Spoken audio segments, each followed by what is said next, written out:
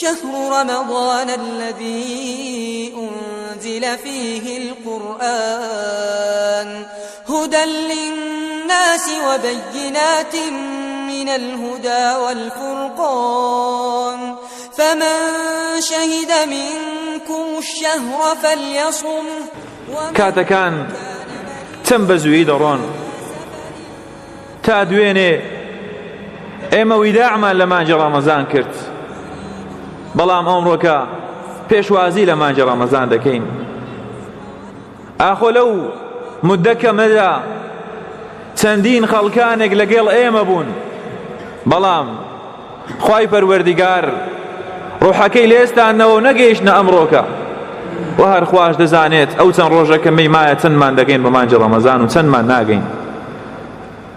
کاتەکان زۆر بە زوویی دەڕۆن، بەڵام گرنگ ئەوە نییە تا دوێنێ ئێمە ویداعمان دەکرد و ماڵ ئاواییمان لە مانجی ڕەمەزان دەکرد، و گرنگەکەش ئەوە نییە کە ئێمە ئێستا کە ئیستیقبالی ڕەمەضان دەکەین، گرنگەکە ئەوەیە کە چۆن پێشوازی لەو مانگە گەورەیە دەکەین، کە چۆن پێشوازی لە مانجی ڕەمەزان دەکەین بە عەمەلی ساڵح و عیبادات و تەرکی گوناح و تاوان و مەعسیە.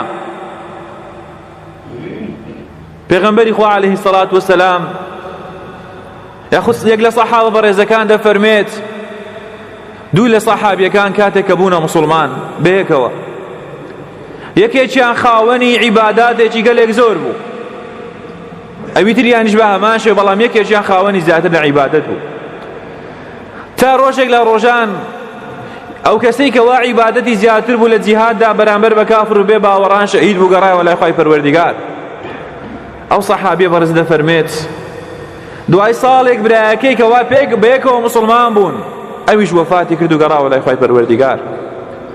دەڵێ لە خەوندا بینیم ئەو سەحابیەی کە وا ساڵێک دوای ئەوەی کە کەسەکە شەهید بوو، ئەو سەحابیە شەهید بوو، خاوەنی عیبادەتی زیاتریش بوو، سەرەتا ئەو کەسێک کە وا ساڵێک تاخیرتر مرچەوە بەهەشت، ئەو کەسێک کە وا عیبادەتی زیاتر بوو لە دوای ئەودا چەوە بەهەشت کە شەهیدیش بوو لە پێناوی خوای پەروەردیگار.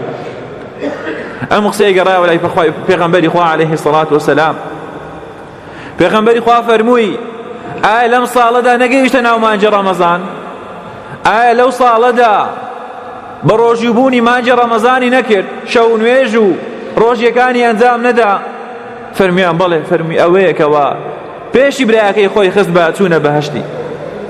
کەواتە گرنگەکە ئەوەیە کە ئەو ڕەمەزانە بەرەو پێشت ببا بۆ بەهەشت، نەک خوا بمان پارێزت ڕەمەزانێک بێت ببێتە باڵێک لە ڕۆژی قیامەت بەسەرتدا.